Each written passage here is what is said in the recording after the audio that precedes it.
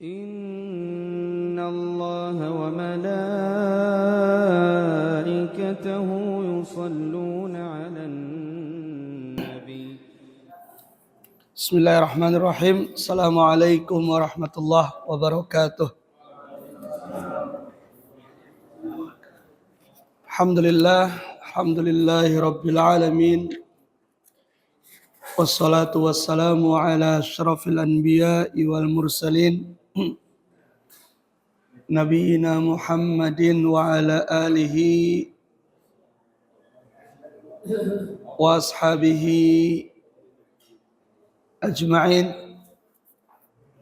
Amma ba'd, hadirin jamaah yang dimuliakan Allah Subhanahu wa taala. Alhamdulillah, masih tetap semangat ya? Kirain udah lemes ini. Masih semangat. Sebentar lagi sholat Jumat kita ini. Ya, sholat Jumatnya semakin maju, subuhnya semakin mundur. Seperti biasa musim dingin sudah semakin dekat. Hadirin jamaah yang dimuliakan Allah Subhanahu wa taala, insyaallah kita lanjutkan lagi pembahasan Kitab Tauhid ya. Ini hadiahnya udah habis ya. Nanti kalau setiap pertemuan ada banyak hadiah, nggak seru jadinya. Biasa gitu. Nanti bulan depan ada lagi insyaallah. Nanti sekali-kali hadiahnya tiket PP ke Indonesia. Ya. Coba yang dimuliakan Allah Subhanahu wa taala, setelah pekan lalu kita sudah belajar tentang wajibnya mendahulukan perkataan Allah dan Rasulnya daripada perkataan yang lainnya, seperti para ulama, para pemimpin, para tokoh, dan yang lainnya. Ya, kita sudah belajar pekan lalu. Kita mengutamakan qala Allah wa qala Rasul daripada ucapan orang-orang tertentu yang dia menyelisihi apa yang disampaikan oleh Allah Subhanahu wa taala dan Rasulnya. Maka sekarang kita masuk ke bab tentang wajibnya kita mengambil atau berhukum kepada hukum Allah Subhanahu wa taala dan Rasulnya sallallahu alaihi wasallam dalam seluruh sendi kehidupan kita, baik diri kita pribadi, keluarga, masyarakat, maupun dalam skala yang besar yaitu bernegara. Silakan Pak, ada yang mau bacakan bab ini? Kalau mau baca artinya saja nggak apa-apa, kalau sama teks ayatnya juga tidak mengapa. ألم تر إلى الذين يزعمون أنهم آمنوا بما أنزل إليك وما أنزل من قبلك يريدون أن يتحاكموا إلى الطاغوت وقد أمروا أن يكفروا به ويريد الشيطان أن يضلهم ضلالا بعيدا وإذا قيل لهم تعالوا إلى ما أنزل الله وإلى الرسول رأيت المنافقين يصدون عنك صدودا فكيف إذا أصابتهم مصيبة بما قدمت أيديهم ثم جاءوك يحلفون بالله إن أردنا إلا إحسانا وتوفيقا.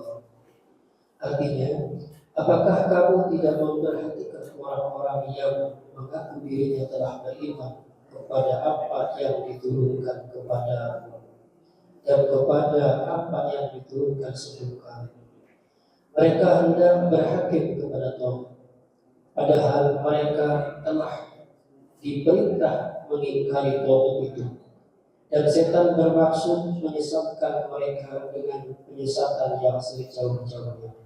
Apabila dikatakan kepada mereka, marilah kamu tunduk kepada hukum yang Allah telah turunkan dan kepada hukum Rasul. Niscaya kamu lihat orang-orang munafik menghalangi manusia dengan sekuat-kuatnya dari mendekati kamu. Maka bagaimanakah halnya apabila mereka orang-orang munafik ditimpa sesuatu musibah disebabkan perbuatan tangan mereka sendiri. Kemudian mereka datang kepadamu sambil bersumpah, demi Allah, kami sekali-kali tidak menghendaki selain penyelesaian yang baik dan perdamaian yang sempurna. Surat An-Nisa. Ya, lanjut. Biar sekali pertemuan aja ini. Ayat berikutnya. Wa idza qila lahum la tufsidu fil ardi qalu innama nahnu muslihun. Artinya, dan apabila dikatakan kepada mereka, janganlah kamu membuat kerusakan di muka bumi. Mereka menjawab, sesungguhnya kami orang-orang yang mengadakan perbaikan. Surat Al-Baqarah ayat 11.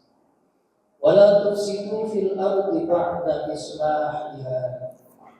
Dan janganlah kamu membuat kerusakan di muka bumi sesudah Allah memperbaikinya. Surat Al-A'raf 56. Lanjut. Hukumul jahiliyyati yabghun wa man ahsanu minallahi hukman liqaumin yuqinun. Apakah hukum jahiliyah yang mereka kehendaki dan hukum siapakah yang lebih baik daripada hukum Allah bagi orang-orang yang yakin? Surat Al-Maidah ayat 50. Diriwayatkan dari Abdullah bin Amr radhiyallahu anhu bahwa Rasulullah sallallahu alaihi wasallam bersabda, la yu'minu ahadukum hatta yakuna hawahu tab'an lima ji'tu bih. Tidaklah beriman dengan sempurna seseorang dari kalian sehingga keinginan dirinya menuruti apa yang telah aku bawa dari Allah. Lanjut. Asy-Syafi'i menuturkan, pernah terjadi pertengkaran antara orang munafik dan orang Yahudi. Berkatalah orang Yahudi itu, mari kita berhakim kepada Muhammad, karena ia mengerti bahwa beliau tidak mengambil riswah atau suku. Sedangkan orang munafik itu berkata, mari kita berhakim kepada orang-orang Yahudi, karena ia tahu bahwa mereka mau menerima riswah. Maka bersepakatlah keduanya untuk datang berhakim kepada seorang pemikul di Juhainah. Lalu turunlah ayat alam tara ila alladzina yas'umun. Artinya, tidakkah kamu perhatikan orang-orang yang mengaku? Dikatakan pula bahwa ayat di atas diturunkan berkenaan dengan dua orang yang berkata, salah seorang mengatakan, mari kita bersama-sama mengadukan kepada Nabi Sallallahu Alaihi Wasallam, sedangkan yang lainnya mengatakan kepada Ka'ab al-Ashraf. Kemudian keduanya mengadukan perkara mereka kepada Umar. Salah seorang di antara keduanya menjelaskan keduanya tentang kasus yang terjadi. Lalu Umar bertanya kepada orang yang tidak ikhlas dengan keputusan Rasulullah SAW, benarkah demikian? Dia menjawab, ya. Akhirnya cukuplah orang itu mengajukan kebenaran. Iya, Masya Allah. Terima kasih kepada Pak Naim yang sudah membacakan ayat-ayat dan hadis-hadis cukup panjang. Itu di sini disebutkan di dalam surat An-Nisa ayat 60. Kemudian juga surat Al-A'raf ayat 56. Kemudian juga surat Al-Maidah ayat 50. dan hadis-hadis ya yang diriwayatkan oleh para ulama hadis ini dikatakan oleh Syekh Abdul Aziz bin Abdullah bin Baz. Beliau mengatakan bahwasanya kenapa penulis Syekh Muhammad bin Abdul Wahhab rahimahullah mengumpulkan ayat-ayat dan hadis-hadis ini adalah di dalam bab ini, yaitu bayanu wujubit tahakkum ila syariah, menjelaskan wajibnya untuk berhukum dengan syariat. Maksudnya bagaimana? Siapa yang wajib untuk berhukum dengan syariat ini? Ya. Maka yang wajib berhukum dengan syariat, berhukum dengan Al-Quran dan Sunnah,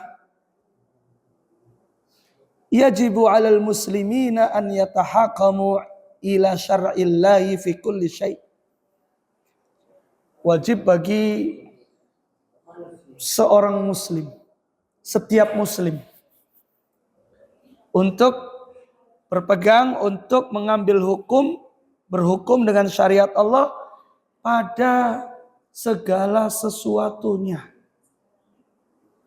Ini kita sudah diberikan pedoman, kita sudah diberikan petunjuk, kita sudah diberikan pegangan, yaitu syariat Allah.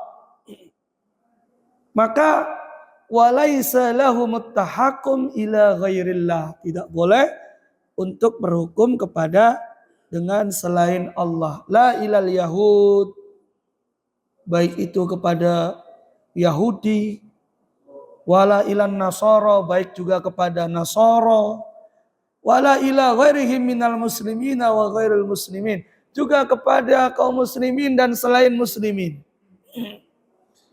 Bahkan di sini disebutkan ini, wala ila ayyi qanun, dan juga bukan dengan undang-undang tertentu, wala ila nizam, juga bukan aturan-aturan ya negara. Tapi apa? Wajib, bal yajibut tahakkum ila syar'illahi fi kulli syai'. Wajib untuk berhukum dengan syariat Allah pada segala sesuatunya. Ya, ini konsekuensi sebagai seorang muslim. Sebagaimana disebutkan di dalam ayat yang lain, ya, didapati di dalam surat An-Nisa ayat 59, Allah Subhanahu wa taala berfirman, ya ayyuhalladzina amanu athi'ullaha wa athi'ur rasul wa ulil amri minkum. Fa in tanaza'tum fi syai'in farudduhu ila Allah war rasul in kuntum tu'minuna billahi wal yawmil akhir dzalika khairu wa ahsanu ta'wila. Wahai orang-orang yang beriman, taatilah Allah dan taatilah Rasul, dan taatilah pemimpin-pemimpin kalian. Jika terdapat perselisihan, maka kembalikan kepada Allah dan Rasul. Apa makna kembalikan kepada Allah dan Rasul? Cocokkan bagaimana apa kata Allah, bagaimana apa kata Rasul Sallallahu Alaihi Wasallam. Ya, banyak ayat-ayat yang berbicara tentang ini. Mungkin ya, dalam konteks kita sebagai pribadi bisa dengan mudah dalam artian ya, meskipun namanya hidup itu kan pasti ada tantangan ya, dan segala sesuatu yang berdasarkan syariat itu biasanya nggak enak gitu, tadi seperti yang dikatakan oleh Ustadz Ahmad gitu ya. Kalau nggak salah sih. Ya demikian Ustaz. Itu biasanya nggak enak. Tapi tadi Pak Abdul Wahab memberikan komentar. Ada satu yang enak katanya. Ya. Apa tadi? Ya. Seperti itu. Tetapi hadirin yang dimuliakan Allah Subhanahu wa taala, pembahasan ini adalah pembahasan yang terus terang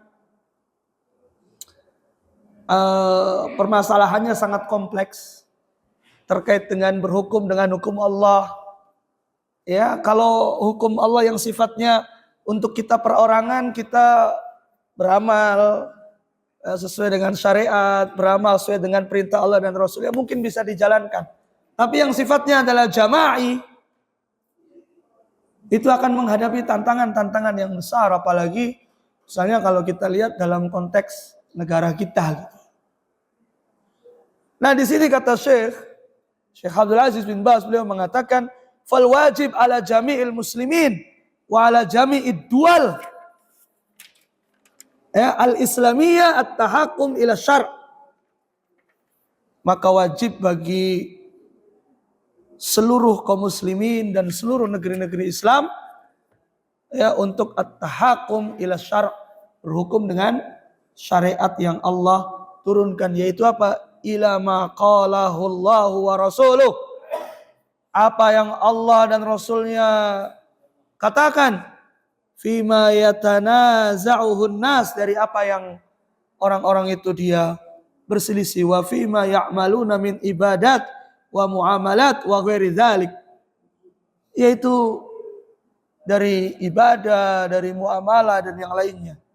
Maka wajib alal jami' aina makanu, dimanapun mereka berada.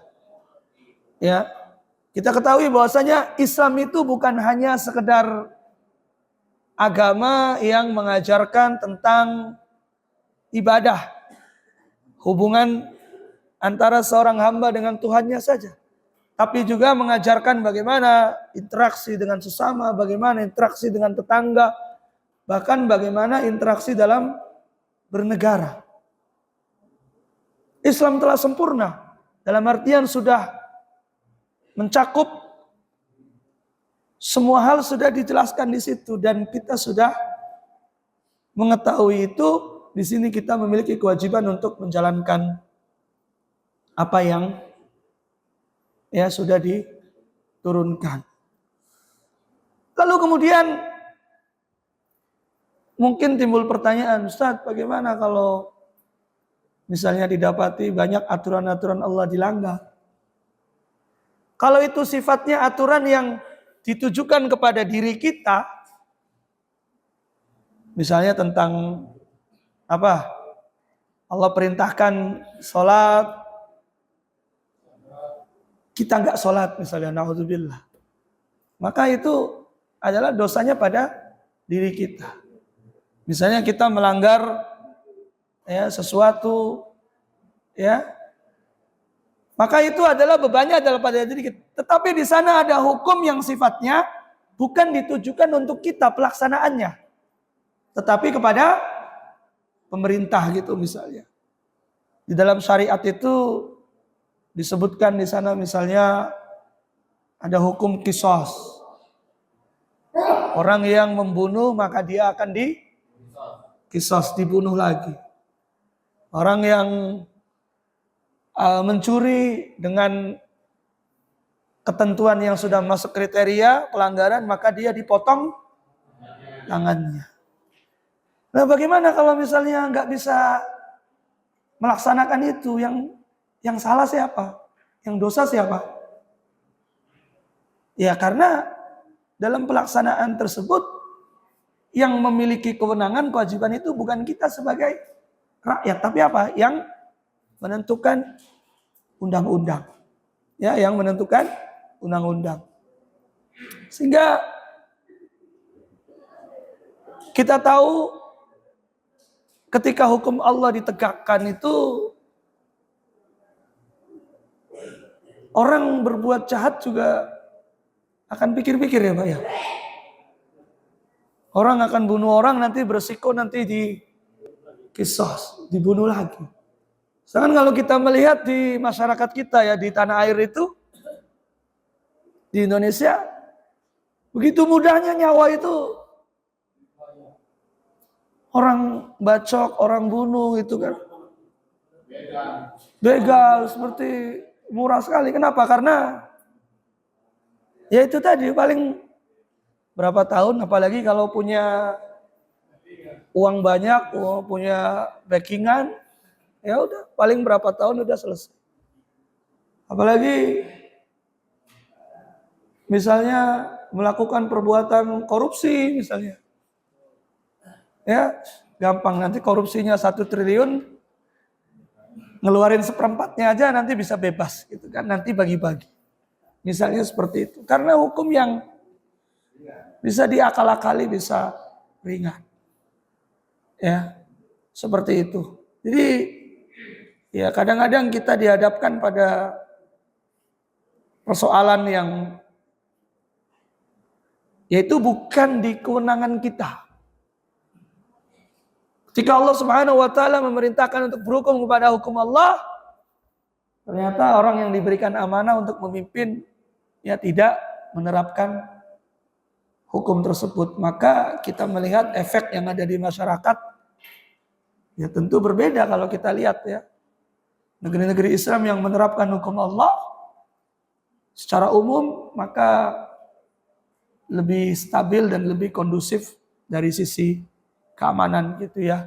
Kita melihat misalnya tinggal di sini, ya meskipun di sini juga tidak sempurna gitu kan, ada orang jahat, tapi kita mau keluar rumah jam berapa aja itu sudah nggak ada pikiran di begal gitu kan, nggak ada pikiran di apa namanya di palak, bahkan kita sering ngelihat orang itu berantem mulut aja gitu kan, serempetan atau urusan apa di jalan. Itu sampai saya itu pernah ngelihat orang itu dia bilang pukul saya, pukul saya, pukul saya. Orangnya nggak berani mukul. Gitu ya.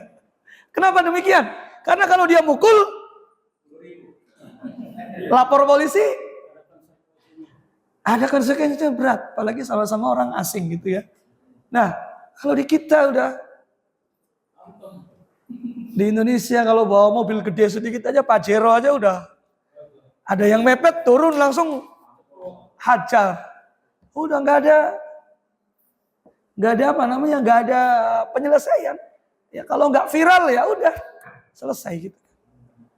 Nah seperti itu. Sinilah pentingnya dan hikmah dari ketika hukum Allah itu ditegakkan, maka di sana akan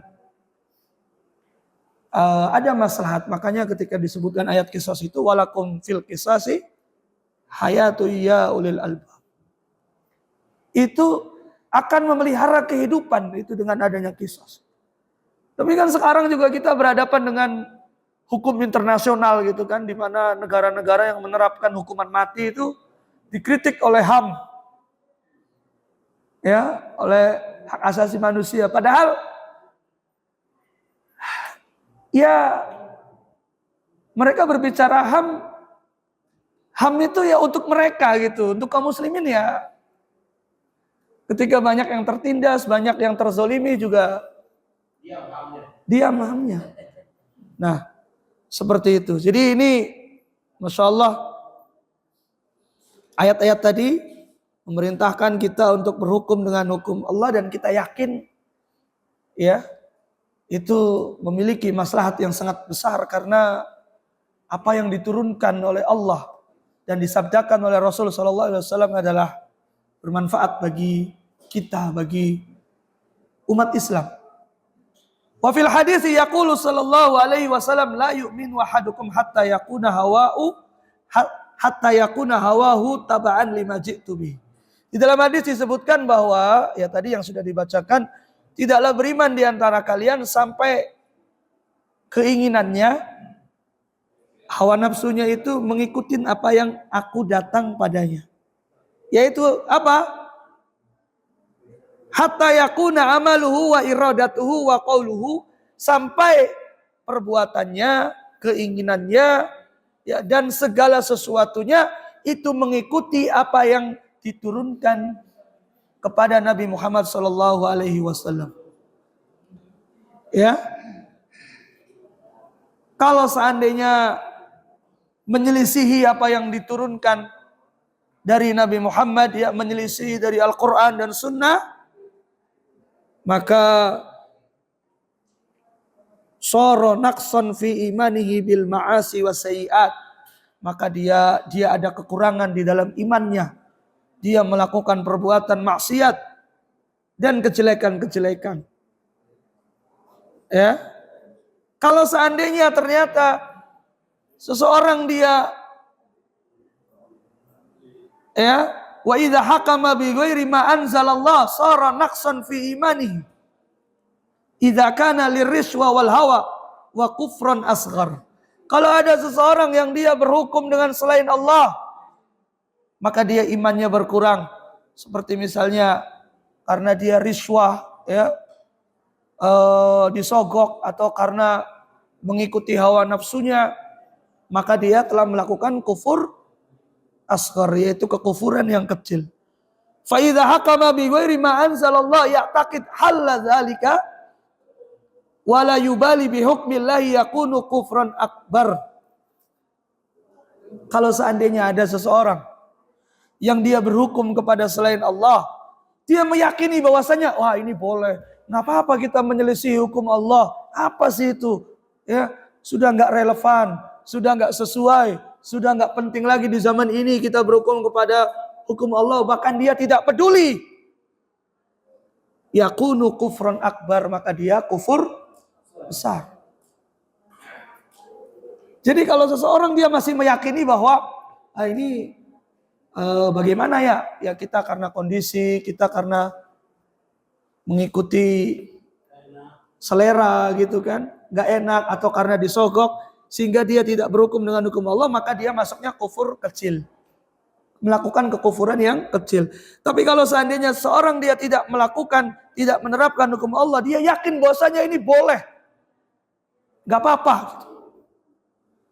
maka kufran akbar, ya, dia melakukan kufur besar. Man zama annahu la ba'sa bi tarki hukmillahi yakunu kufran akbar. Juga ada ketika ada orang yang menyangka bahwasanya dia tidak mengapa untuk meninggalkan hukum Allah, maka dia melakukan kekufuran yang besar. Ya. Tetapi kalau seseorang dia hakama li hawa wa syahwah li qaraba au riswah, dia berhukum karena mengikuti hawa nafsunya, keinginannya, karena misalnya kaitannya dengan kerabat, kaitannya dia diriswah, disuap, atau yang lainnya, maka hadza yakunu kufrun asghar au zulman asghar au fisqan asghar. Maka dia bisa melakukan kekufuran yang kecil, kezaliman yang kecil, atau kefasikan yang kecil. Ya, ini jadi peringatan bagi kita semuanya. Peringatannya, poinnya adalah yang pertama, bahwa kita diperintahkan untuk meyakini dan menjalankan apa yang Allah Subhanahu wa taala dan Rasulnya perintahkan dalam segala sendi kehidupan kita, tentunya sebatas dengan kemampuan kita. Kalau hukum Allah, aturan Allah itu bisa kita laksanakan secara pribadi, maka laksanakan. Tapi jangan sampai kemudian menganggap nggak apa-apa ini saya tinggalkan. Hati-hati, nanti kalau meninggalkannya terancam dia melakukan kekufuran yang besar. Kalau dia meyakini bahwasanya dia boleh meninggalkan, menghalalkan apa yang Allah haramkan, ya, dia meyakini ini bagi saya nggak apa-apa ini, ya, maka dia melakukan kekufuran yang besar. Ya, seperti itu. Mudah-mudahan dapat bermanfaat, ya, karena sholat Jumatnya jam 11:30. Ini udah hampir jam 10:30 ya. Masya Allah. Mudah-mudahan pertemuan ini bermanfaat dan jadi pengingat bagi kita semuanya.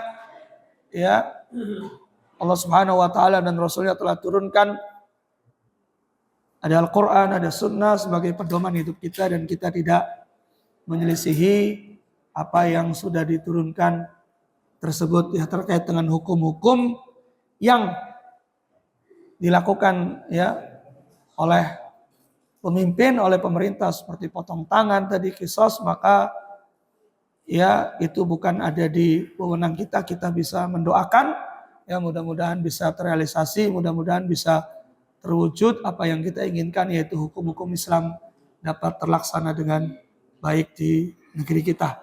Ya, wallahu taala alam bisawab. Ada pertanyaan, Pak? Sudah. Ustadz dilarang bertanya ya. Assalamualaikum warahmatullahi wabarakatuh. Waalaikumsalam warahmatullahi wabarakatuh. Tadi terus saya ingat lima atau lupa yang ucapkan itu, kalau ada pemerintah melanggar hukum Allah itu ditangguhkannya kepada siapa?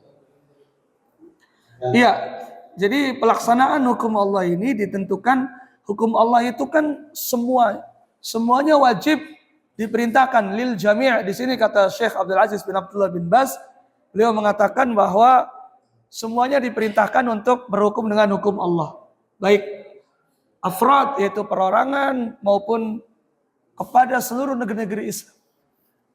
Ya, pertanyaannya adalah bagaimana kalau tidak menerapkan, dosanya ditanggung siapa? Dosanya adalah yang memiliki kewajiban untuk menerapkan, karena seperti tadi kisos ya, potong tangan itu tidak bisa dilakukan oleh person to person, orang per orang.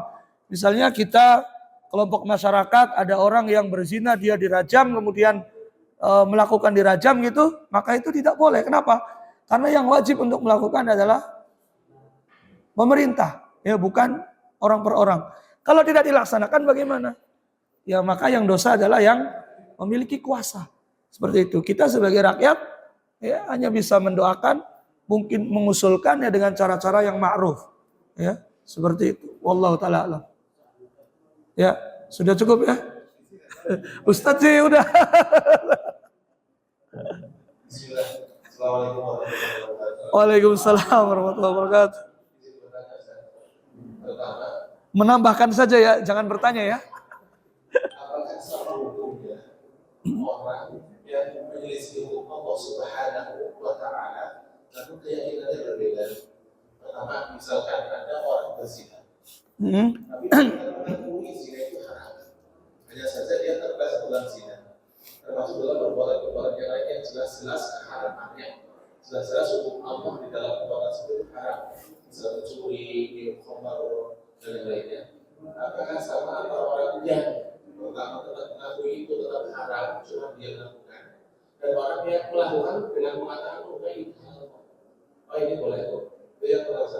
Kalaupun berbeda, apa itu hanya untuk orang biasa, baik kita dan berlaku untuk ustaz, kiai, syekh, habib, sehingga mungkin ada orang yang spesial yang disebutkan dalam ustaz, kiai, habib atau syekh ketika berzina melakukan makomnya beda, nggak kayak kalian, itu boleh bagi aku, nggak boleh bagi kalian.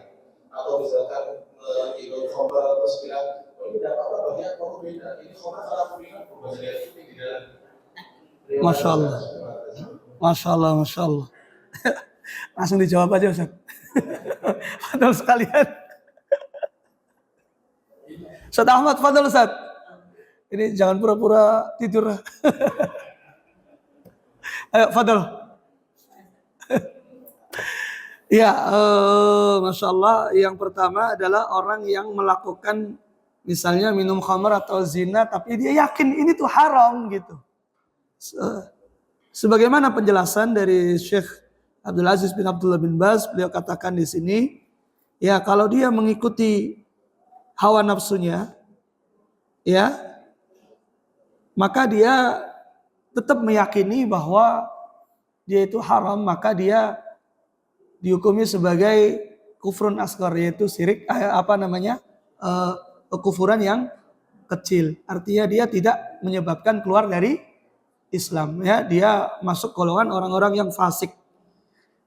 Kemudian yang kedua, kalau misalnya takid, dia meyakini halal dan dia tidak peduli dengan hukum Allah, yakunu kufran akbar. ya, dia yakin bahwasanya ini menurut saya halal, ya, itu maka dia masuknya adalah kufur akbar. Kalau misalnya ini adalah khamr misalnya merek apa vodka dan yang lainnya, kalau bagi saya ini adalah boleh karena kalau sudah saya pegang ini berubah menjadi air putih biasa gitu kan. Nah, maka yang demikian dia bisa jatuh kepada kufur akbar ya. Dia bisa keluar dari Islam. Kenapa? Karena dia sudah menghalalkan apa yang diharamkan oleh Allah. Siapapun dia, seperti pembahasan di pekan kemarin, siapapun dia orangnya, kalau dia menyelisih Al-Quran dan Sunnah maka tidak boleh untuk diikuti. Siapapun dia, kalau dia menyelisih Al-Quran dan Sunnah maka kalau salah ya salah. Seperti misalnya didapati ada orang yang, ya kalau fulan sih dia sudah tidak terkena lagi beban syariat, sudah bukan kelasnya kita. Kalau fulan sih dia nggak pakai baju, telanjang kemana-mana, nggak mandi, nggak sholat, itu sih sudah bukan makomnya kita. Itu sih sudah sangat dekat dengan Allah, jadi nggak butuh lagi sholat, nggak butuh lagi puasa. Nah kalau seperti itu bagaimana Pak? Hati-hati nanti akan bisa jatuh kepada hal yang demikian. Ya kita tidak boleh ikut-ikutan meyakini ya kalau dia sih sudah bukan seperti kita-kita. Gitu ya. Dianggap sebagai wali, dianggap sebagai orang yang dekat dengan Allah. Seorang wali Allah itu yang apa? Alladzina amanu wa kanu yattaqun ya, atau ayatnya itu wali Allah itu adalah mereka adalah orang-orang yang beriman dan mereka adalah orang-orang yang bertakwa kepada Allah. Orang yang beriman dan bertakwa ya pasti mereka melakukan kewajiban-kewajiban, salat, puasa, zakat, haji. Ini kalau misalnya seseorang ya kalau si fulan sih dia nggak pernah kelihatan sholat di masjid. Soalnya kalau sholat itu di Mekah. Jadi selama hidupnya dia itu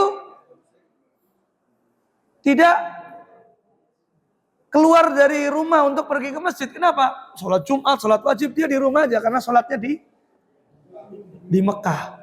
Gitu ya. Maka ini adalah keyakinan-keyakinan yang waspada ya. Artinya apa? Jangan sampai kemudian menganggap ketika syariat ini turun kepada orang tertentu dia dibolehkan tidak sholat, minum khamr dia berubah jadi air putih, ya, melakukan ya, perzinahan, lalu kemudian mengaku ini kita sedang membunuh setan gitu misalnya, atau misalnya menikahi seseorang dia nggak ada wali, nggak ada saksi, nggak ada siapa-siapa, langsung saya dinikahkan oleh Allah gitu ya. Ingat bahwasanya ya seperti pada materi yang telah lalu di pekan lalu kita sudah membahas Allah sudah menurunkan Al-Quran dan Sunnah, Al-Quran dan hadis-hadis sudah lengkap semuanya, maka tidak ada pengecualian bagi siapapun. Ya, apalagi pengecualiannya itu adalah yang pertama dia melanggar syariat Allah, yang kedua melanggar akal sehat, melanggar akal pikiran. Kadang-kadang dengan keyakinan seperti itu tuh bikin tunduk orang-orang, bikin tunduk para pengikutnya. Wah, sakti ini hebat. Sehingga kemudian dia bisa berbuat sesukanya, ingin tunjuk kepada murid perempuannya yang cantik siapa dia mau, maka dia lakukan perbuatan itu. Kadang-kadang seperti itu. Ya. Wallahu taala alam bisawab. Sudah ada kode dari panitia ya. Sudah tutup. Insya Allah nanti akan kita lanjut lagi pertemuan yang akan datang. Jadi kesimpulannya apa Pak? Minta kesimpulan Pak. Kesimpulannya pertemuan sekarang ini? Kesimpulannya yang pertama kita wajib berhukum kepada hukum Allah. Yang kedua orang yang tidak berhukum kepada hukum Allah bisa jadi dia melakukan kekafiran yang besar kalau meyakini kehalalannya untuk dia tidak lakukan. Kemudian kalau dia karena syahwat maka dia masuk kufur kecil. Ya. Kemudian yang berikutnya, siapapun dia tidak ada pengecualian. Hukum Allah itu sudah sempurna, sudah diturunkan kepada umat Nabi Muhammad SAW, maka tidak boleh atau kita tidak perlu meyakini dan sangat wajib untuk tidak mempercayai bagi orang-orang tertentu yang meyakini bahwa kami boleh untuk tidak sholat, kami boleh untuk tidak zakat, tidak puasa, ya. Itu menyalahi aturan yang Allah Subhanahu wa taala dan Rasulnya turunkan. Ya, baik, kita tutup dengan doa kafaratul majlis. Subhanakallahumma bihamdika asyhadu an la ilaha illa anta astaghfiruka wa atubu ilaik. Assalamualaikum warahmatullahi wabarakatuh.